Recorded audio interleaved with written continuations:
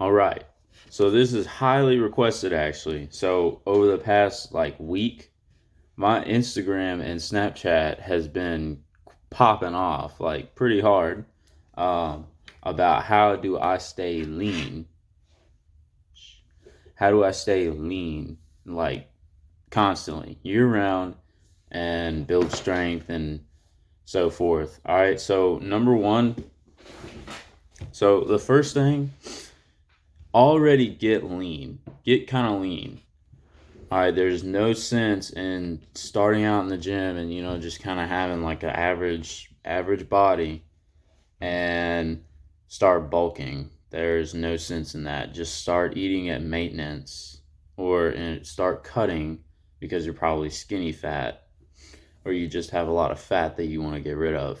So, depends on how much you weigh and kind of how your body fat percentage is. So if you're a big guy or gal, start in the gym with a calorie deficit. Start cutting. All right. If you're, I don't know, like 20% body fat and you just don't have a lot of muscle, well, then start eating at maintenance and you'll be okay. All right.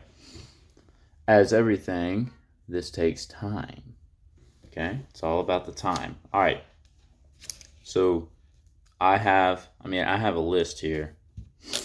So the first thing is calorie tracking. You're going to track your calories every single day. I track my calories every day. That sounds like it's a big deal, but it's not. It's a lifestyle.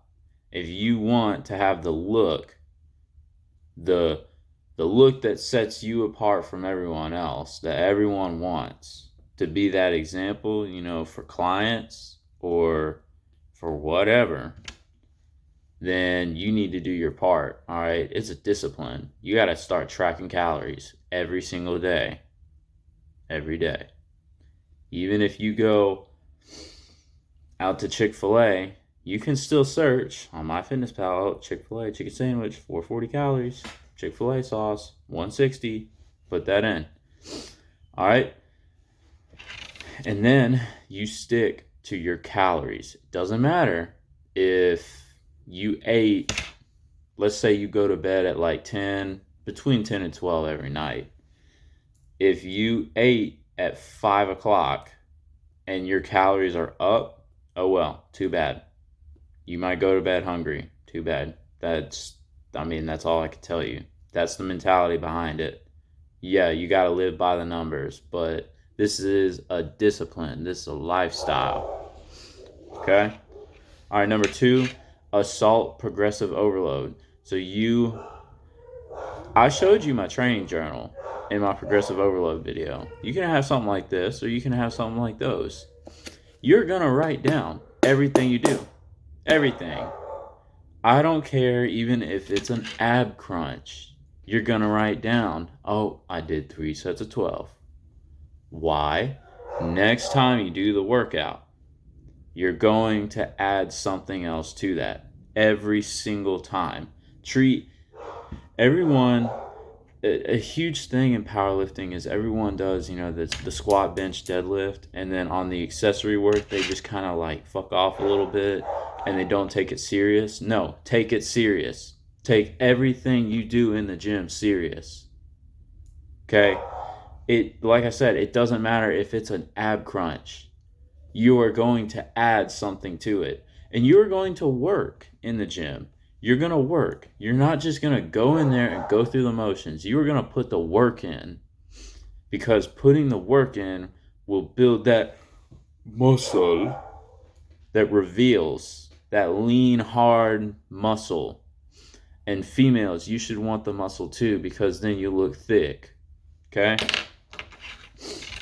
Now, number three, the recovery emphasis. So you need to get enough sleep. You need to get the right nutrition. You need to take your nutrition serious to get the right amount of vitamins and minerals. That's why the diet is so important.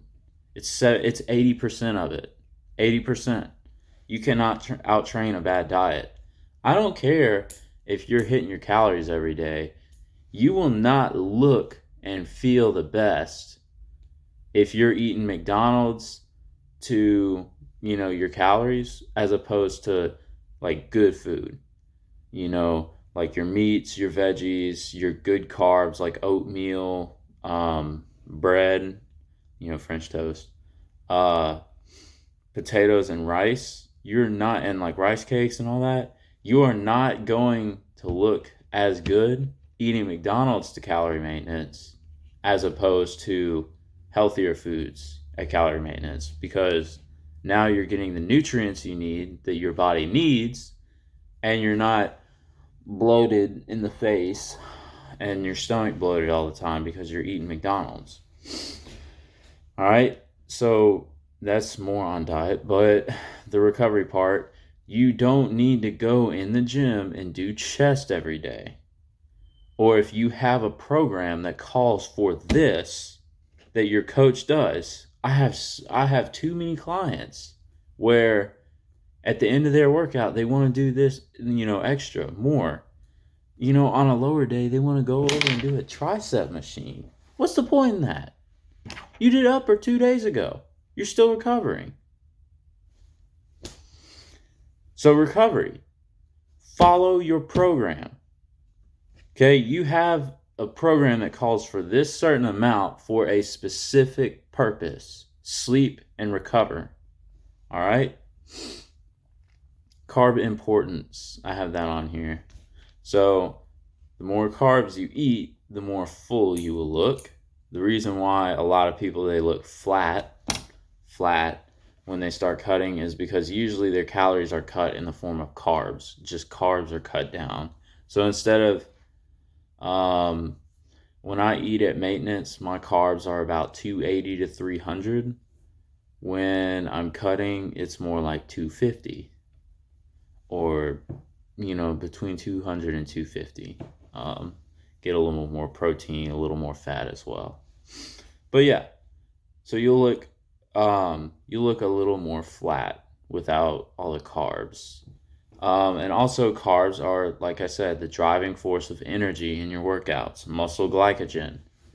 Your muscles perform better with glycogen.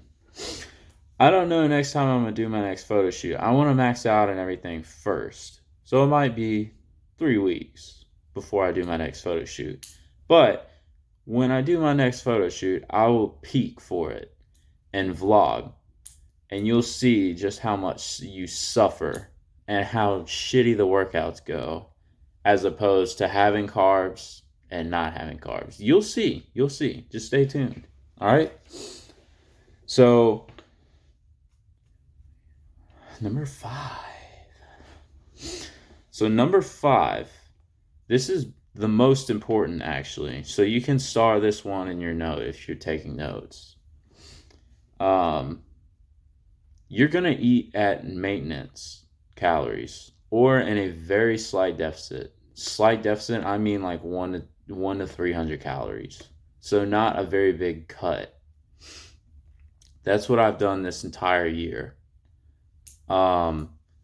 And of course, depending on, if I had a photo shoot or not, or let's say this past weekend, went to Gibson's.